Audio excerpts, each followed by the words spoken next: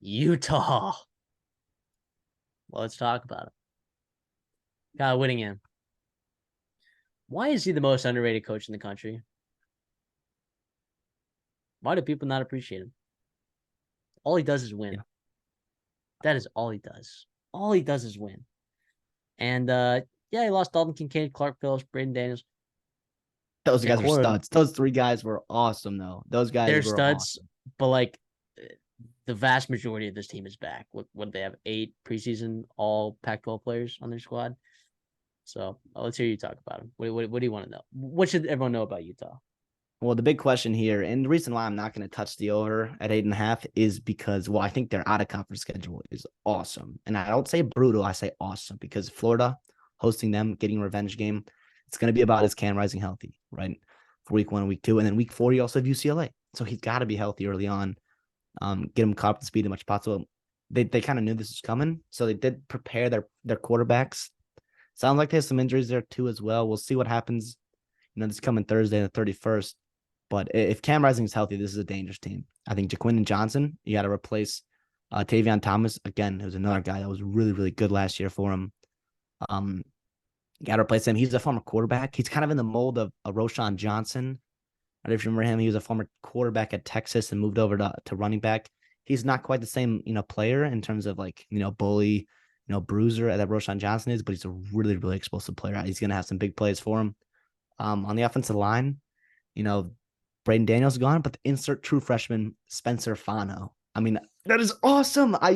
How many times you see, a guy, it's not named Caden Proctor or, Will Campbell Will Campbell, Kelvin Banks, Banks. a guy that comes in at Utah and earns a starting left tackle role. I mean, it's not like Utah is a bunch of bums at the offensive line, but it's not like to recruit Caden Proctor either every year.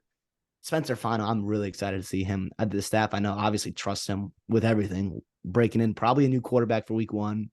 I think at Baylor is a super awesome game. I know I'm high on Baylor, but I'm also high on Utah. Devon Vele, is probably wide receiver 1 there. It seems like Micah Pittman is a slot guy. Pretty good that he comes over. I think he's from Indiana or something. Emery Simmons is the Indiana guy. But he can do a lot of things. He played, deep ball. He did over the middle and short games. He's interesting. The problem is the depth. And also, you talk about losing pass catchers is Dalton Kincaid. I mean, I just watched the USC game from a year ago, and he was so good. He was awesome. So I think they're going to miss him for sure. But it sounds like Brent Kuth is pretty good if he's healthy. They're not too worried about him. What say you? Are we really doing this again? Are you really going to give me 8.5 with Utah? I don't care that Cam Rising's not playing against Florida. I don't care that he's not healthy yet. This is a discount. All right. Well, okay. 8.5 was the line, but it was, juiced to the over. With all this Cam Rising news, it has been juiced all the way to plus money. You're going to give me a Utah Utes team that returns most of their core team, including basically their entire defense. And a team that's physical and knows how to play football in the Pac-12 and is dominated. They've won the Pac-12 the past 2 years. They have. They just have. And they're plus 500 again, and you're giving them an over-under win total of 8.5. Let's not do this again, right? And what's their home win streak? It's like 17 games or something like that. They're the best home win streak in the entire country. And they get games like UCLA at home, Oregon at home. I mean, come on. Florida at home, week 1. I don't care. Right? Yeah, sure, you don't draw Stanford on the schedule, but guess what? You still get Colorado, you still get Cal, which you can win, and you get ASU at home. So I say, look, Baylor, they can lose to Baylor and still hit this over. All right, we can be real about that. They could lose to Baylor on the road. I'm not worried. Feed me the over. I don't care. Cole Bishop is a good player on defense. I mean, Tafuna. Green Reed. I mean, just feed me this team, man. Feed me this team.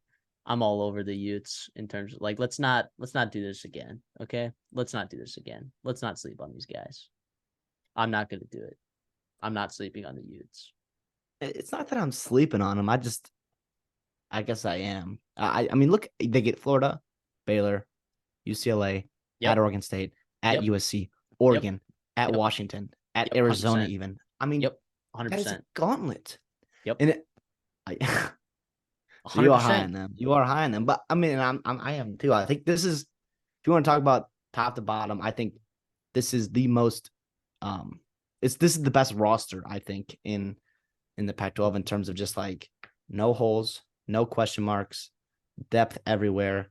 There's 10 guys they love on the offensive line. I mean, who else can say that in the transfer portal era that is now? I mean, Leonard Barton is a super fun player. Levani Damani from Stanford, they love. Kareem Reed, their linebacking core is awesome. Defensive line, which I know they struggled a little bit last year in terms of stopping the run. With the front seven, it sounds like they got getting a little bit better this year. They got some depth, they have experience, and a little bit of youth too that they can inject in that room. Year two of the defensive staff, you're expecting them to get a little bit better. Yeah, I don't know. I get it. I see this is definitely as a potential for a 10, 11, 12 win team. At 12 would be tough, but 10 or 11 wins for sure. The problem is the depth of that schedule. I think too many times you could slip up with Utah, you know. I get it. The schedule is what normally drives me away, but I'm not going to do it again. I'm not going to do it. I'm not going to sit here and pretend like Utah is not an insane roster and like a legitimate playoff contender. They're a legitimate playoff contender, and their over-under win totals at 8.5. Let's do the math. Come on.